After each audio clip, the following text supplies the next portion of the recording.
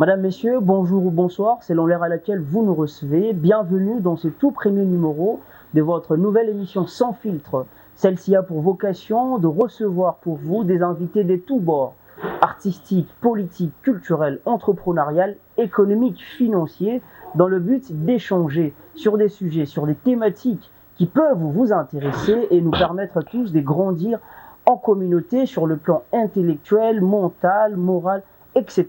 Et aujourd'hui, pour ce tout premier numéro, j'ai le réel plaisir de recevoir un invité de marque, un panafricaniste, dont je vous invite à suivre le portrait et on revient juste après pour le recevoir. C'est parti. Révolté par la domination impérialiste dont est victime son pays, la RDC en particulier et l'Afrique en général, Messier Génie Mouenze crée officiellement en 2021 l'ASBEL panafricaniste Demain c'est loin, laquelle ASBEL s'est assigné un double objectif. D'un côté, lutter pour l'autonomisation de la jeunesse congolaise et lutter acharnement contre l'impérialiste occidental de l'autre.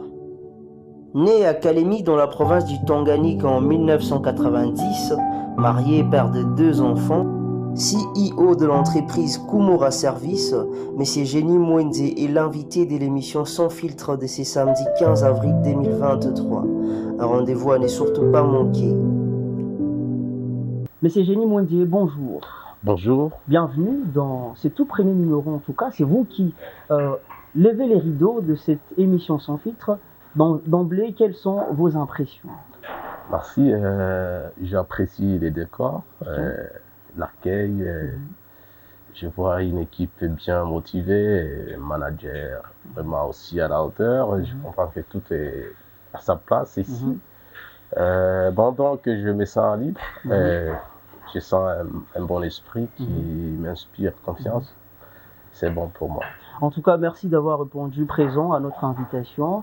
Alors, moi, j'ai envie de poser une question. Tout le monde sait que vous êtes panafricaniste, président initiateur de l'ASBEL Demain c'est loin, une ASBEL qui fait beaucoup parler d'elle dans la ville d'Lubumbashi de manière plus précise.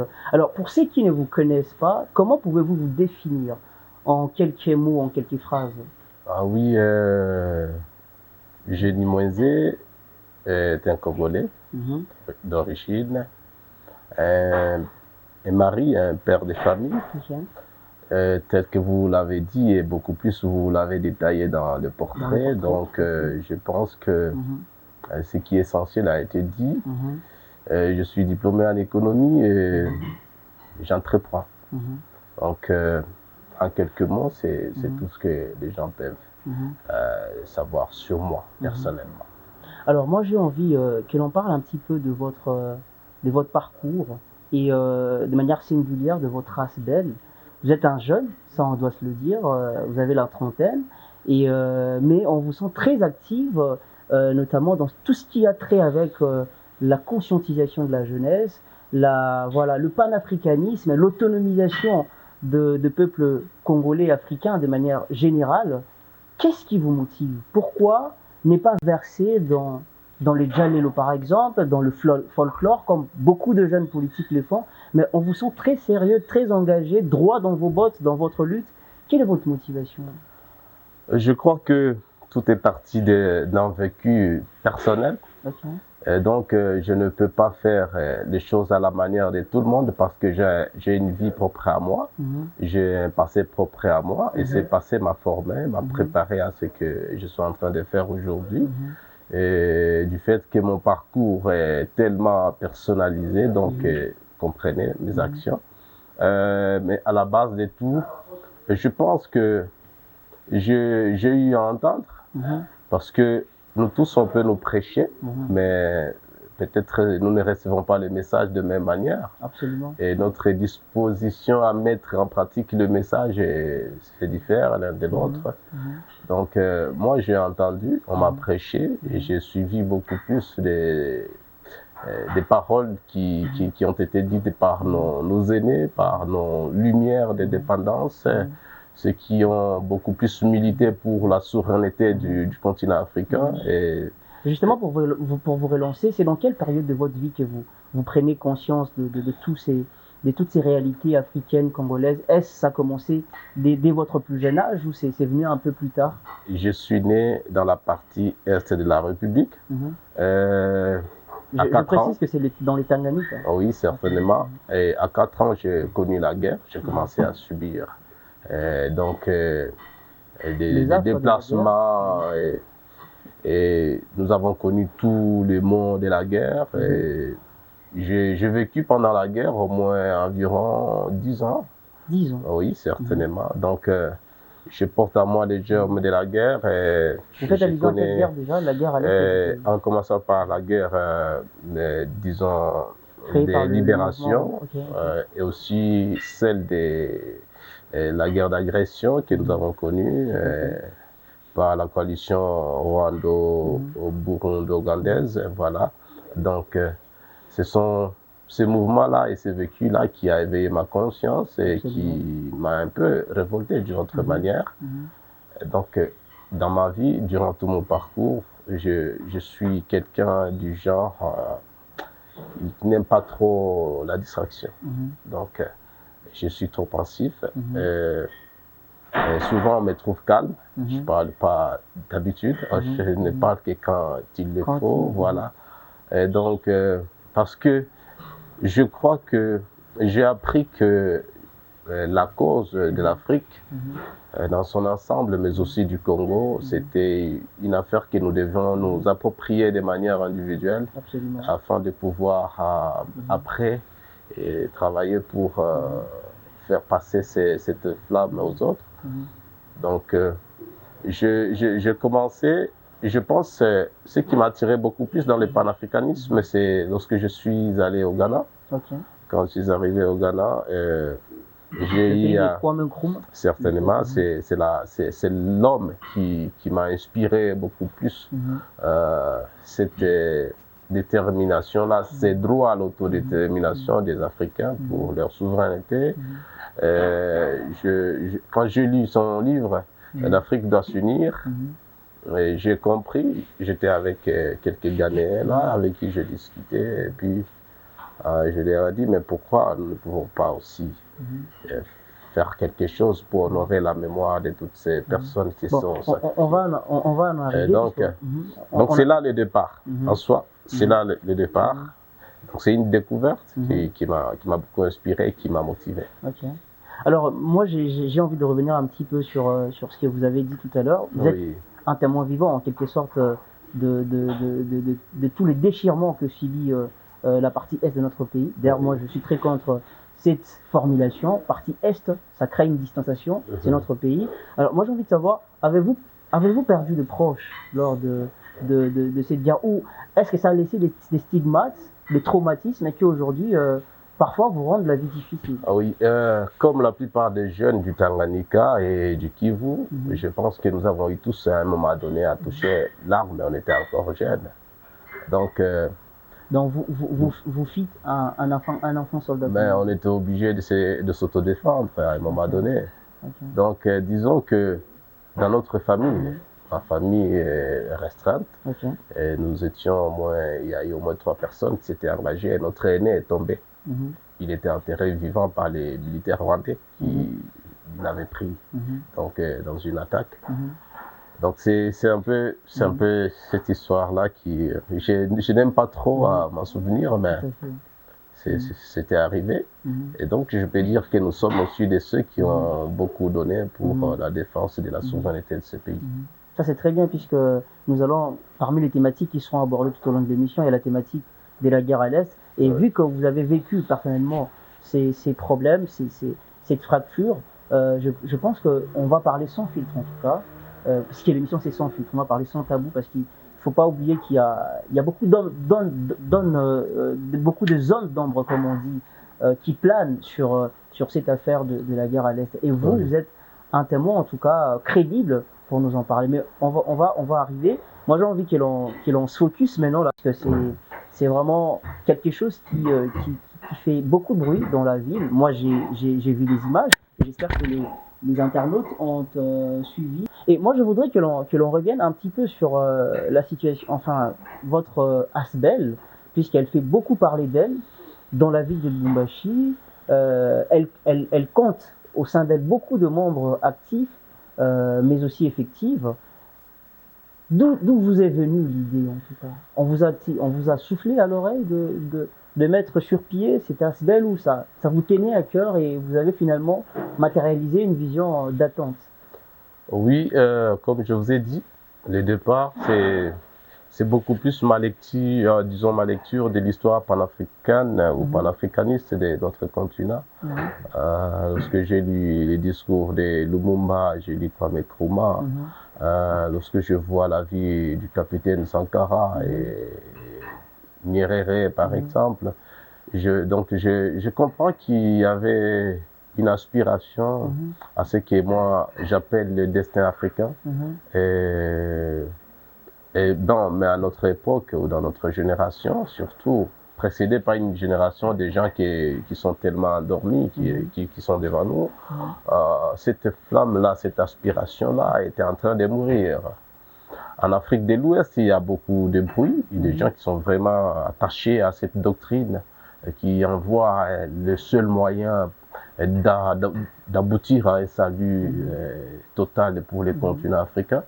Mais dans notre partie, l'Afrique centrale, il n'y a rien du tout qui s'est passé, il n'y avait pas d'initiative. Alors, bon, je réfléchissais un jour, j'ai conçu l'idée selon laquelle on devait éliminer la doctrine qui remettait l'action de la jeunesse à demain. Qu'on devait aujourd'hui prêcher aux jeunes d'agir. Notamment la fameuse expression voilà. Vous êtes l'avenir de demain. Et c'est là, voilà, surtout quand vous entendez beaucoup de politiciens, ils vous appellent, venez au parti politique, venez nous accueillir, enrôlez-vous dans l'armée, tout ça, on vous sensibilise. Mais quand il s'agit d'agir, d'occuper des postes, des décisions par exemple, on vous dit non, la jeunesse c'est l'avenir, voilà, la jeunesse c'est demain. Moi j'ai compris que c'était quelque chose, un évangile d'endormissement, et qu'on devait donc prêcher un évangile d'éveil, éveiller la conscience et mettre les jeunes au travail. Notre pays particulièrement, on nous a dit paix, justice, travail. Voilà, dans la plupart des temps, ceux qui sont au pouvoir, ils se disent pouvoir privilégier la paix. On défend d'abord la paix. On peut même annuler les élections parce qu'il n'y a pas la paix. Donc pour nous, la priorité, c'est la paix. Et ceux qui sont dans l'opposition, ils se disent, nous, c'est la justice. Il faut qu'il y ait justice. Nous devons promouvoir un état de droit.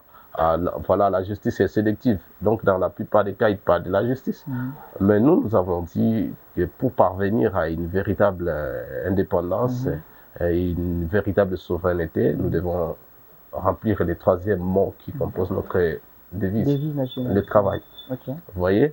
Parce que lorsqu'il y a travail, nous allons vivre dans une société où régnera la justice. Parce qu'il y aura équilibre dans le rapport.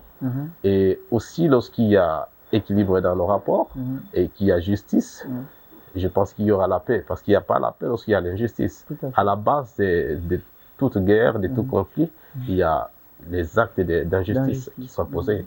Vous voyez? Donc, voilà. Donc, de Metz loin, lorsque j'ai conçu cette idée, je me suis dit, nous allons mettre l'accent sur le travail. Tout à fait. Donc, nous ne serons ni de gauche ni de droite. Nous allons nous positionner au milieu, indépendant, apolitique. Elle est apolitique. Voilà, certainement. Nous ne voulons pas être influencés ni par les gens de gauche, ni par les gens de droite. Nous devons travailler parce que c'est la seule garantie de notre autonomie.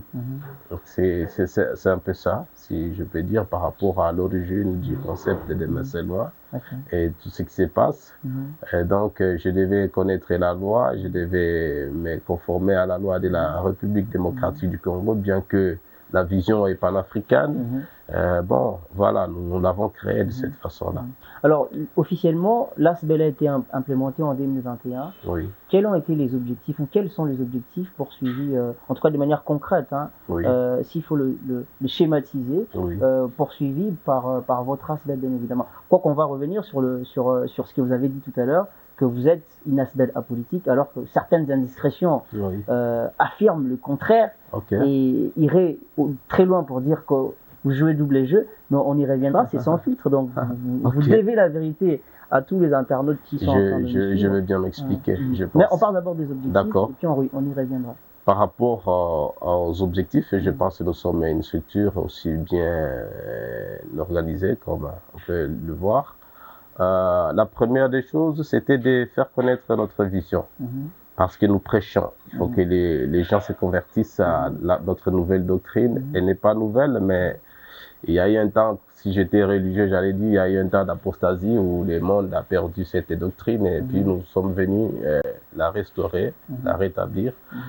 Donc, lorsque nous parlons d'évangéliser, ça veut dire nous devons aller vers les jeunes, leur faire connaître notre vision, et afin que le mouvement soit beaucoup plus connu et que les gens décident d'y adhérer. Voilà. C'est pourquoi nous avons procédé à l'installer un peu dans différentes parties ou provinces, disons. Et après, mais si vous pouvez nommer le province dans lesquelles comme Tanganyika, je parle Tanganyika, je parle du Lualaba par exemple, et le Kivu, voilà. Donc aujourd'hui nous avons un comité provisoire du côté Olobami, au Kasaï aussi, et à Kinshasa, parce que Kinshasa pour nous dans notre plan, ça sera la dernière partie que nous avons touchée, parce que là c'est la capitale et on sait pourquoi. Mais lorsque nous implantons le mouvement, il y a des actions que nous essayons de mettre sur pied. Il y a des projets et donc, qui partaient dans un seul but, de pouvoir promouvoir l'autoprise en charge des populations. Vous voyez, l'autonomie des populations congolaises. Et c'est pour cela que nous nous sommes engagés, par exemple, dans l'agriculture. Nous avons acheté des terrains agricoles partout pour les activités. Oui, et puis nous avons essayé de soutenir aussi des petits commerces avec une politique de rétrocession, par exemple. Quand nous vous finançons, nous vous fixons un intérêt que vous devez rétrocéder à l'ASBEL pour que ce financement-là puisse continuer. Et bon, donc, nous n'avons pas assez de moyens parce que nous sommes encore jeunes et que nous sommes au début. Voilà, ça veut dire que selon la loi congolaise, les ASBEL sont financés par cotisation de ses membres et par certains dons que d'autres individus qui nous jugent utiles pouvaient apporter. Voilà, donc ce sont ces choses qui font vivre notre ASBEL, qui nous ont permis à faire ce que nous avons fait jusque-là. C'est très clair. Mais moi, j'ai quand même une question. Elle sera très frontale et directe. Oui. Demain, selon n'est-elle pas une ASBEL faisant partie de l'Union sacrée? L'Union sacrée? Oui. Non, ça n'a. Je pense que, comme je vous ai dit dès le départ, nous ne sommes ni de gauche ni de droite. Aucun. Et je pense que s'il y a un parti qui se sent gêné par ma déclaration, il viendra vers vous pour vous dire non, nous sommes sous-traités par eux ou je ne sais pas comment. Jamais. En tout cas, on réserve droit de réponse à quiconque pense le contraire de ce que vous dites. Et qui vous finance finalement? Je viens de le dire tout de suite là, il y a la loi. Et d'ailleurs, la loi de la RDC est claire. Donc j'ai dit, selon nos statuts aussi, l'ASBEL est financé par les cotisations de ses membres et par les dons. Mais jusque-là, en termes de dons, je ne peux pas vous mentir, il n'y a pas de dons que nous avons reçus de qui que ce soit. Je pense, là encore, je lance un défi. S'il y a quelqu'un qui se sent lésé, qui nous a déjà une fois apporté un don, il peut venir vers vous. Voilà. Donc, demandez à tous ceux qui coordonnent, parce que moi, je ne gère pas l'ASBEL. Il y a une coordination. Et demandez-leur, c'est moi. En fait, c'est à moi et à moi seul qui se réfère lorsqu'il y a besoin financier. Donc, c'est un peu ça. Alors, ne seriez-vous pas en train de jouer un double jeu? C'est-à-dire que le jour, vous venez aux médias, vous dézinguez ou vous niez votre appartenance à une quelconque, j'ai envie de dire, ou à un quelconque parti politique, à un quelconque mouvement. Et la nuit, on vous voit flirter avec... Le jour de notre sortie officielle ici au bâtiment du 30 Champs là-bas, il y a eu RTNC Katanga, RTNC Kinshasa qui ont diffusé cet événement aussi et d'autres chaîne d'ici, et je rappelle que c'est au sein de l'émission. Voilà, oui, certainement. Mais il y a eu quelque chose qui nous avait choqué même et nous sommes réservés parce que juridiquement, on devait traduire la RTNC Kinshasa en justice. Okay. Parce qu'il y a eu un article un reportage qui a été désorienté, qui n'allait pas dans le sens de notre événement. Et qui, comme en ces temps-là, c'était l'élévation de la RDC à la tête de l'Union africaine, ils ont voulu rattacher notre événement, notre sortie, ou plutôt notre ASBEL, avec l'élévation du président de la République comme président de l'Union africaine. Nous avons contacté les gens de Kinshasa et puis bon, ils s'étaient excusés sur ça et nous n'avons pas voulu continuer ces débats. Nous avons jugé ça inutile, voilà, parce que bon, les journalistes parfois peut-être ils agissaient par émotion, je ne sais pas quoi, et que peut-être lui c'était une façon de plaire à ses maîtres. Mais nous avons carrément regardé ces journalistes, nous avons dit non, nous n'avons rien à voir avec cet événement. Nous ne soutenons pas le président de la République. Et dans ce sens-là, peut-être s'il a besoin d'un projet, parce que nous soutenons les idées, nous soutenons les projets. S'il a un projet sur lequel il veut travailler avec nous, il peut nous proposer les projets, nous allons l'accompagner. Si les gens de l'opposition, quelqu'un de l'opposition a un projet qui préfère que l'ASBEL puisse l'accompagner, nous sommes disponibles. Mais nous sommes dépendants des personnes. Et moi, je pense que tout est clair, mais juste avant de fermer cette page, vous avez dit tout à l'heure que quand il s'agit d'argent au sein de l'ASBEL, c'est à vous que l'on sait refaire ou que l'on fait recours. Oui. Et vous, personnellement, d'où trouvez-vous parce que on doit se le dire, vos actions, ça a un coût. Et quand l'on voit l'engouement qu'il y a derrière vos actions, on se dit forcément, ça coûtait beaucoup. Oui, certainement. D'où trouvez-vous tout cet argent? Merci beaucoup. La première des choses, je suis travailleur, ou j'étais travailleur, cadre d'une entreprise, avant de créer ma propre entreprise. Vous voyez, donc d'habitude, je suis motivé, je suis animé moi-même par l'esprit d'autonomie. Je n'aime pas dépendre trop des gens. Moi, je n'aime pas. Donc, ce sont mes activités qui me donnent cette capacité financière à pouvoir répondre aux besoins de l'ASBEL. Quand l'ASBEL est dans sa caisse, il n'y a rien, donc j'interviens. Je fais ça. Donc, c'est ça. Et l'entreprise dont vous proclamez président, vous appartiennent-elles réellement? L'entreprise Kumora Service, c'est mon entreprise, il faut vérifier, c'est créé par moi avec votre nom, avec votre régime de commerce. Oui, certainement une associée, disons, qui travaille avec moi, qui est ma femme, disons, et en affaires mon associé. Et donc, disons... Il n'y a pas l'ombre d'une autorité, d'un monsieur qui plane derrière votre entreprise? Jamais. Et d'ailleurs, vous devez savoir une chose, je ne suis pas né dans la peau des grands politiciins ou des grands hommes d'affaires. Je viens de la basse classe, je viens de ceux qui sont délaissés dans ces pays. Et bon, donc, je suis moi-même dans le monde et je ne sais pas s'il y a des gens qui peuvent vous dire que non, il y a telle personne. Non, ils doivent le prouver. Et cette personne-là même, il ne sait pas qui, peut-être se proclamer auprès de vous pour dire, voilà, et vous produire des preuves qui justifieraient ces propos. Sinon, je peux vous dire qu'il y a des entreprises à Lubumbashi comme à Kolosi avec lesquelles je collabore.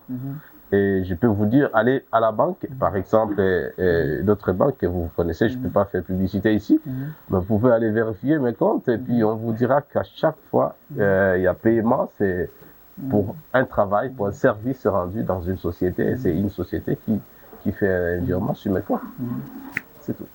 Absolument. Vous nous venez en cours, nous sommes en direct de l'émission Sans Filtre et pour ce tout premier numéro, nous recevons pour vous, chers internautes, chers téléspectateurs et téléspectatrices, un invité très spécial. Il s'agit de Messier Génie Mouenze, président initiateur de l'ASBEL panafricaniste Demain c'est loin. Et avec lui, nous essayons de dresser son portrait, son parcours, sa carrière, mais aussi et surtout, nous parlerons en tout cas tout à l'heure de certaines questions d'actualité, notamment sur les élections, le processus électoral en République démocratique du Congo, de la situation sécuritaire à l'est du pays, mais aussi de cette nouvelle configuration gouvernementale qui venait d'être publié récemment. Alors, je reviens vers vous, en tout cas pour renfermer définitivement cette page de votre ASBEL.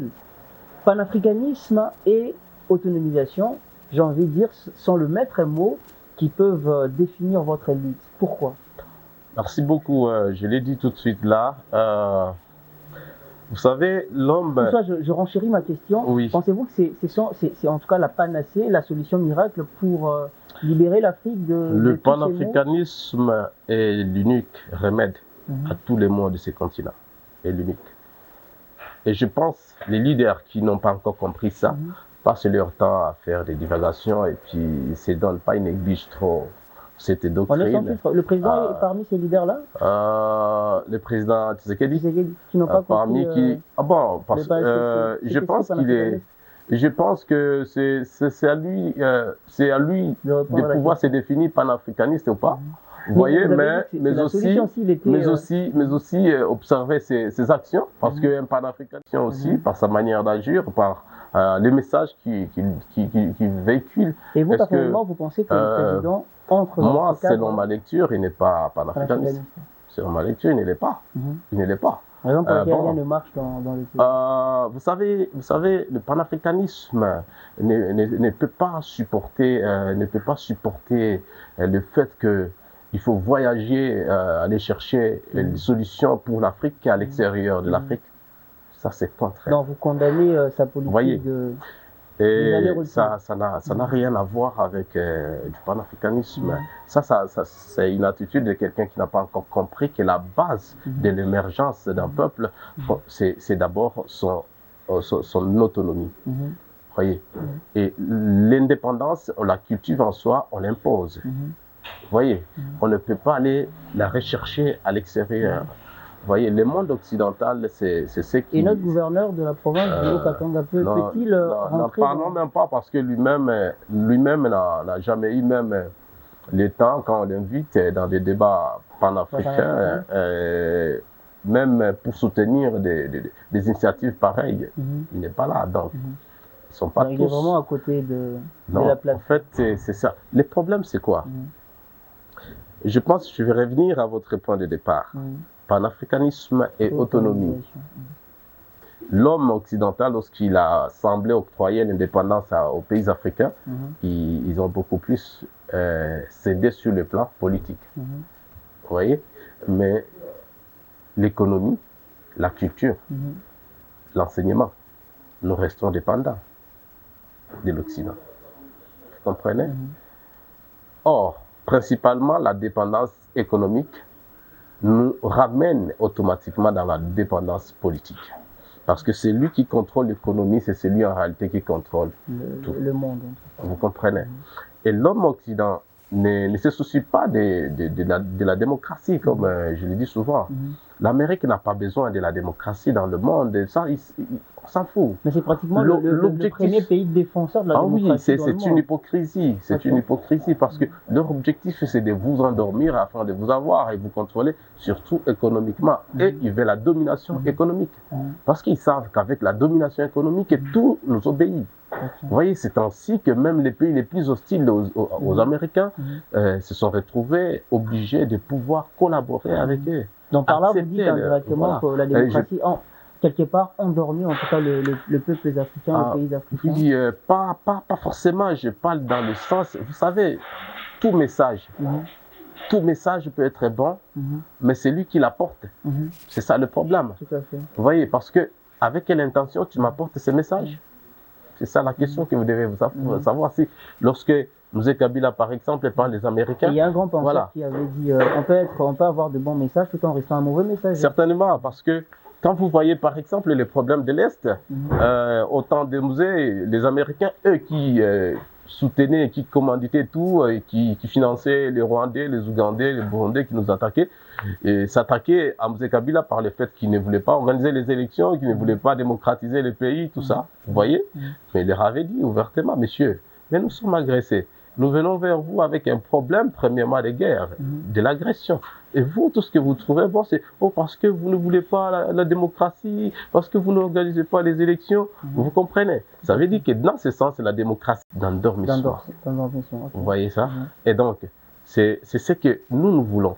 Ce que nous voulons prêcher aux Africains, c'est l'autonomie.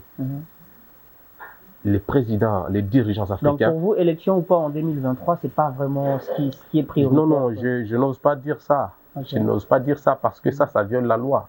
Et lorsque nous parlons de l'autonomie, on n'encourage pas la violation de la constitution d'un pays. Vous voyez, là c'est la loi, on a déjà adopté la démocratie et je pense que nous avons tous le devoir de nous respecter. Et nous respecter, c'est respecter les lois que nous avons accepté de respecter. Vous voyez, et je pense que moi ce que je vais dire ici, c'est que nous mettons l'accent sur l'autonomie.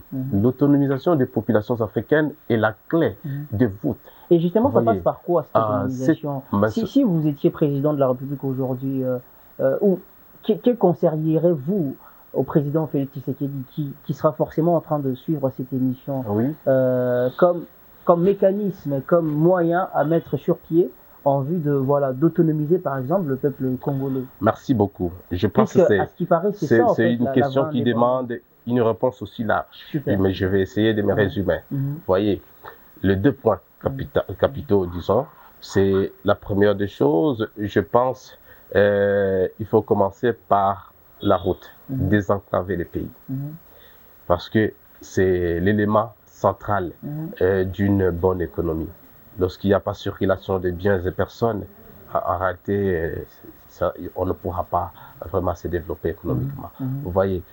Mais aussi, il y a bien sûr, avec Adam Smith, on a reçu les conseils selon lesquels l'interventionnisme de l'État devait être mesuré, donc ne devait pas excéder. Ce qui voulait dire aussi qu'Adam Smith affirmait aussi qu'il est important, qu'il est essentiel, cet interventionnisme étatique. Vous comprenez? Ça veut dire que lorsque l'État ne se dresse pas en acteur économique, l'économie ne pourra jamais se redresser. Vous voyez, l'État congolais, c'est un État consommateur en tout. Vous voyez, et non producteur, et non providentiel. On a notre cuivre, on a notre cobalt, mais que notre propre État ne produit pas. Et ce sont des étrangers qui viennent et à qui on cède des grandes parties, des grands gisements de nos ressources naturelles. Et vous trouvez ça normal? Vous croyez que le pays va se développer? Prenez l'exemple de la Libye. Vous voyez, la plus grande partie de l'exploitation du pétrole en Libye revenait à l'État. Tout à fait. Mais ce n'est pas le cas au Congo. Ce n'est pas le cas au Congo. Vous avez tué la Gécamine, vous privilégiez les entreprises privées.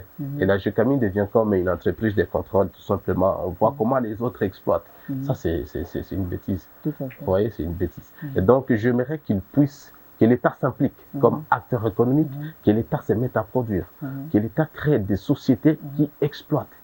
Vous voyez, et que l'exploitation minière des privés soit aussi limitée. Tout à fait. Il doit y avoir cette mesure-là. Donc voilà, je pense que c'est la clé. Ce sera votre cheval de bataille et que vous conseillez d'ailleurs au président de la République à mettre sur pied. En quelques mots, c'est ça. Parce que quand l'État crée des entreprises, c'est l'emploi qu'il crée. Vous voyez, et ces entreprises-là, par exemple, nous avons des entreprises, nous avons l'or, nous avons les diamants, nous avons les coltans, nous avons la castérite, nous avons les cuivres et les cobaltes et d'autres. Mais disons si il y avait des sociétés de l'État, des sociétés publiques spécialisées dans l'exploitation de l'or, dans l'exploitation du diamant, dans l'exploitation du cuivre et du cobalt et dans l'exploitation du coltan, par exemple, et que ces produits-là étaient bien canalisés et que l'État lui-même avait bien le droit de pouvoir les mettre sur le marché en imposant lui-même les prix. Parce que lorsque nous allons acheter, nous trouvons les prix plutôt mentionnés sur les produits. Mais ce n'est pas le cas avec notre pays. Nous produisons le cuivre. Est-ce que c'est nous qui fixons le prix du cuivre? Non. Donc c'est dommage. Donc je veux que l'État intervienne comme acteur actif dans l'économie. Super. Voilà, je pense que votre réponse a été limpide sur la question de savoir qu'est faire pour développer ou pour autonomiser le peuple congolais. Alors moi j'ai envie que vous puissiez glisser un mot par rapport à l'actualité, au sujet d'actualité qui sont très brûlants et qui fâchent en tout cas. On va commencer par le processus électoral en RDC. Quelle lecture faites-vous déjà par rapport à l'enrôlement Moi, je pense que tout est flou. Tout est flou. Ah oui. Okay. Pourquoi? Parce que il y a beaucoup des événements malheureux qui annoncent déjà un scandale bien préparé, bien planifié. Vous voyez. Alors, on a eu par exemple, on a marchandé la carte des lecteurs. Des lecteurs, tout à fait. Bon. Et il y a un constat terrible que moi, personnellement, en tant que journaliste, je fais, c'est que en 2018, par exemple, le nombre d'enrôlés dans les grands Kasaï était de 1 800 000 quelques enrôlés. Et aujourd'hui, en tout cas, lors du récent enrôlement, ces nombres est passé de 1 million à pratiquement 6 400 000 enrôlés. Et je me demande d'où est venue cette augmentation de plus de 5 millions de personnes. Je vais y arriver, c'est ce que j'étais en train de dire ici. Tout est flou parce que il y a eu même, vous avez suivi, nous avons des images sur nous, des accidents que nous avons vus, et puis on a découvert des cartes vierges, on a des électoraux plutôt dans les véhicules des gens, et puis tout ça. Nous avons vu des machines aussi dans les maisons des gens qui sont en train d'enrôler les personnes dans leurs maisons. Bon, tout nous laisse croire. Et d'ailleurs, comme nous l'avons constaté tous, d'après les éléments que nous avons consultés de la logistique et de la CENI, disons, au Kasaï, il y a plus des machines d'enrôlement au Qatar, par exemple, que dans le reste. Vous voyez, donc la politique est bien visible, celle de la CENI. C'est de pouvoir beaucoup plus favoriser les côtés Kasaï. Et vous savez, les côtés Kasaï, c'est les côtés du président en place. Et donc, ça veut dire que automatiquement, la CENI travaille aussi à lui octroyer un second mandat, même si ça sera immérité. Là, vous parlez sans filtre. En tout cas, on passe rapidement à la question sur le remaniement du gouvernement. Oui. Êtes-vous optimiste par rapport aux actions qui vont suivre ces remaniements ou cette installation de la nouvelle configuration gouvernementale? On remarque par exemple l'entrée en force de grandes figures politiques de la RDC, notamment Jean-Pierre Bemba à la Défense, Vital Kamerhe au sport. Quel est votre... J'ai l'impression que ça inspire espoir et confiance. Vous êtes parmi les gens qui pensent pareil? Moi, je suis plutôt celui qui croit que la première équipe de M. Samad Kondé, c'était une équipe de propagande qui avait été mise en place. Pour, disons, mater la population avec des paroles, des promesses qui ne seront jamais accomplies. Vous voyez, faire croire aux gens qui sont en train de travailler, mais en réalité, c'est des détournements que nous entendons chaque jour. Voilà. Et la deuxième équipe, elle est plutôt bien taillée sur le plan électoral. Et donc, c'est une équipe des campagnes électorales. Vous sentez, vous faites bien une bonne analyse, vous allez comprendre. Le président Tshisekedi n'a pas pensé au développement, n'a pas pensé à la situation socio-économique qui s'aggrave chaque jour. Il pense plutôt à sa réélection. Et tout est stratégique. Vous comprenez ça? Tout est stratégique avec la mise en place ou la légalisation de la structure Union Sacrée. Aujourd'hui, vous avez vu les mêmes acteurs qui ont des antécédents judiciaires, qui ont rejoint l'équipe gouvernementale et qui prennent la tête des l'Union Sacrée, vous voyez. Donc, tout annonçait déjà qu'il y a un plan, il y a des cahiers de charges qui sont cachés, qui ont conduit à la nomination ou aux nominations de ces personnes-là. Voilà. Donc rien à voir ça n'a rien à voir avec l'amélioration des conditions de vie des Congolais.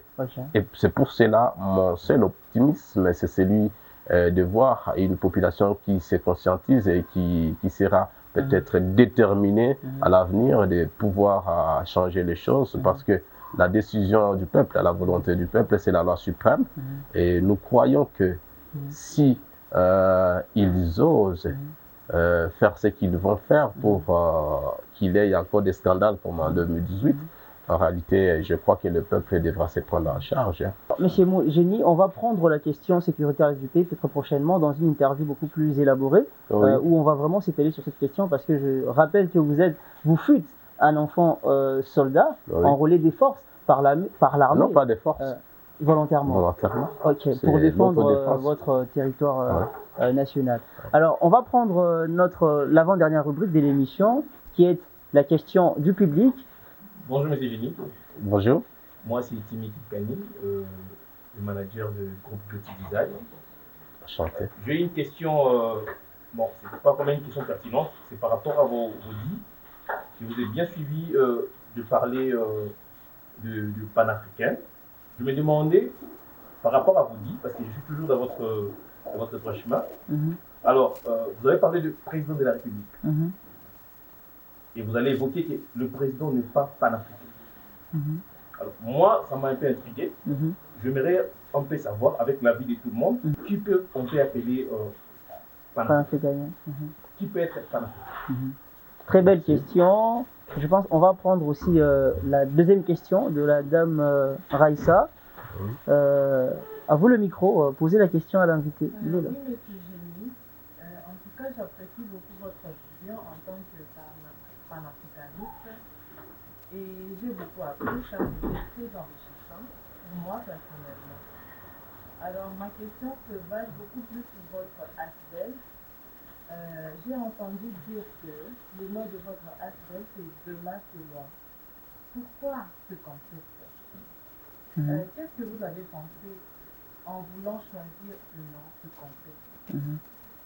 En tout cas, très deux belles questions, mais je vais vous commencer par quoi, c'est à vous. Je vais commencer par la première et puis je vais finir par la deuxième. Je vais respecter. Pour enchérir la question du manager. Oui. Vous avez dit, parce qu'il est en train de revenir sur vos propos, le président n'est pas panafricaniste. Comment ça fait-il qu'il se retrouve à la tête de la plus grande institution panafricaniste de l'Afrique? L'Union africaine n'est pas panafricaniste. Répondez à la question. Je vais y aller. L'Union africaine n'est pas panafricaniste. C'est la première des choses. Je vais commencer par là, parce que quand vous êtes président de l'Union africaine, vous pensez que cette organisation est panafricaine. Non, c'est faux. C'est une organisation régionale, certainement, mais qui est financée par l'Union européenne.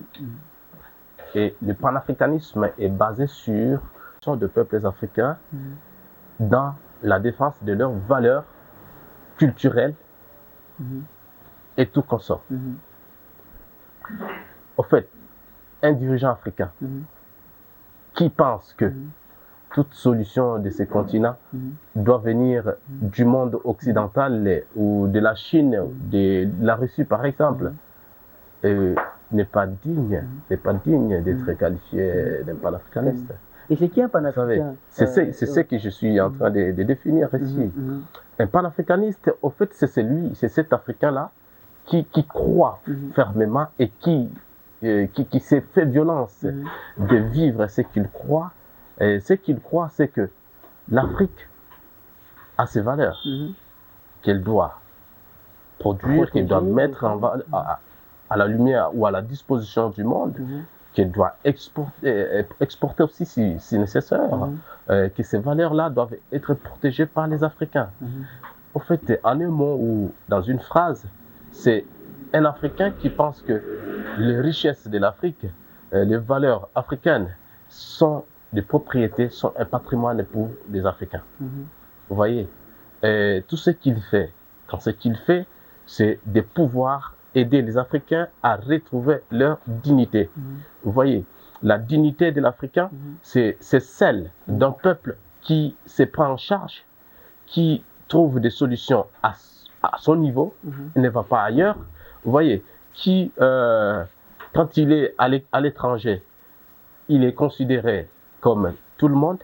Vous voyez, il ne se sent pas inférieur. Vous voyez, il ne se voit pas non plus incapable de pouvoir se définir lui-même. Vous voyez, donc je pense c'est dans ces quelques valeurs-là que vous pouvez définir quelqu'un que vous pouvez appeler panafricaniste. Vous voyez, donc l'Afrique aux Africains.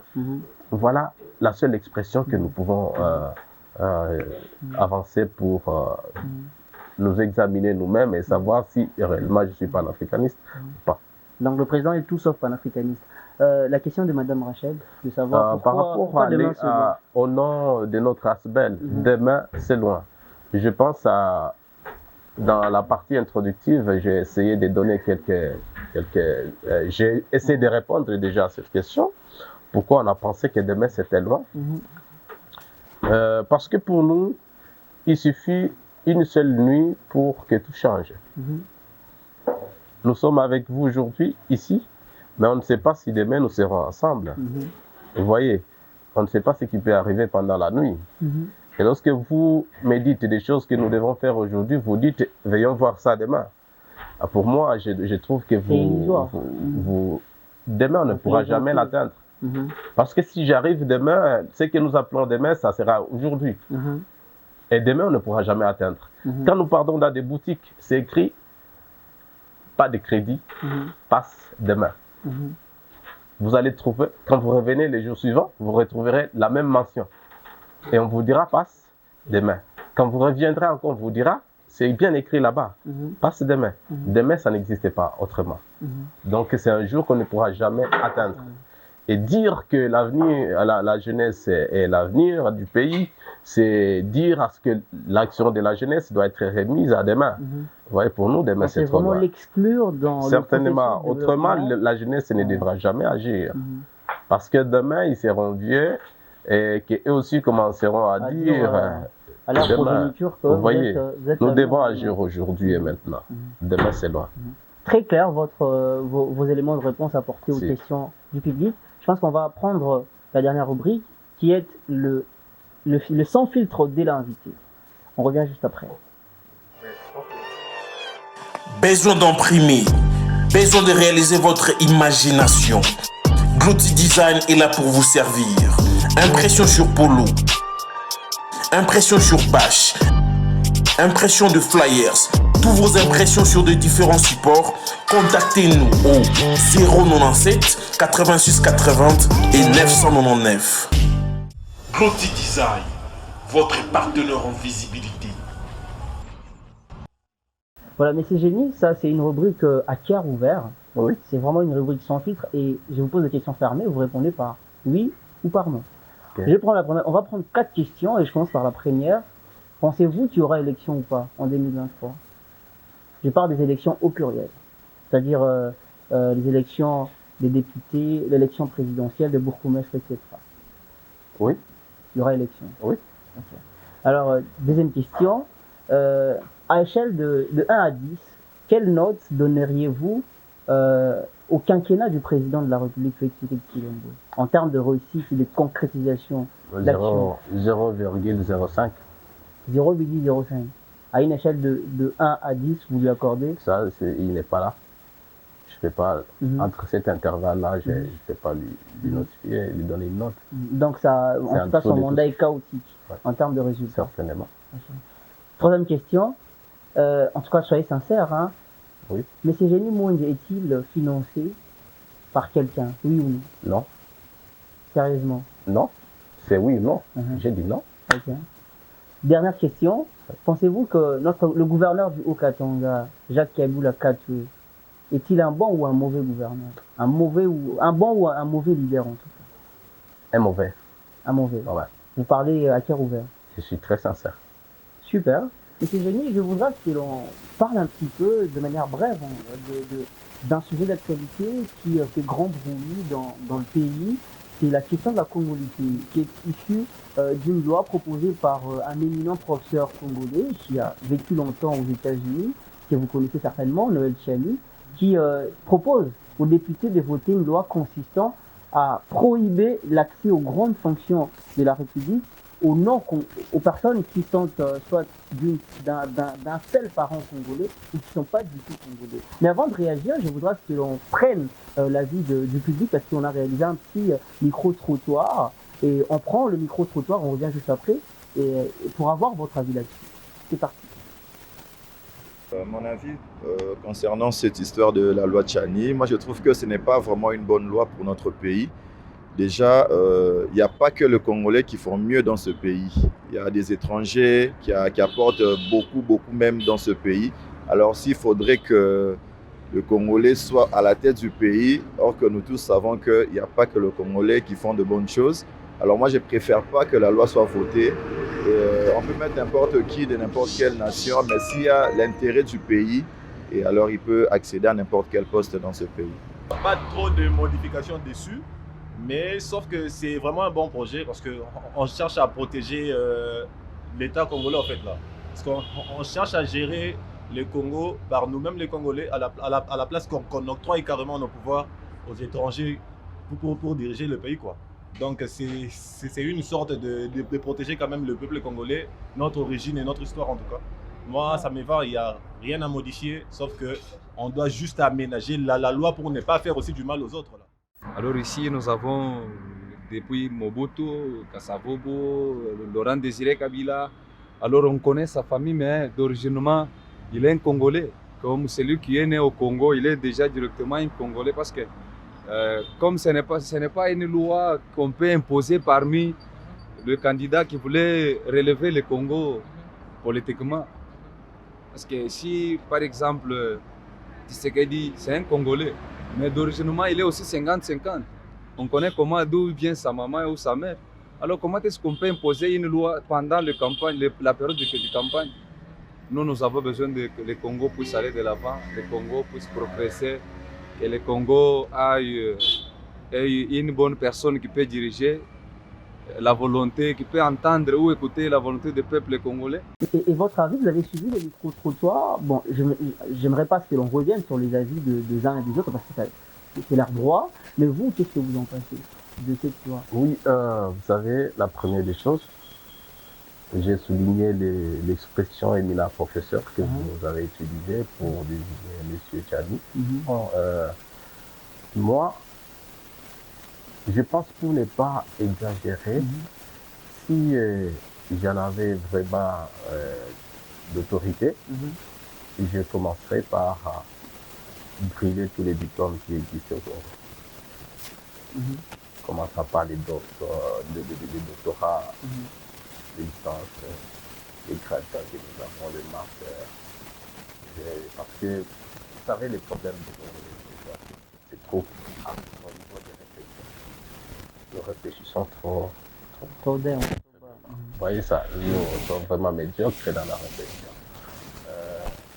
Moi, c'est ceux qui pensent que le droit du sol est plus important que comme c'est le cas aux États-Unis. Voilà, je pense que vous comprenez ce que je veux dire.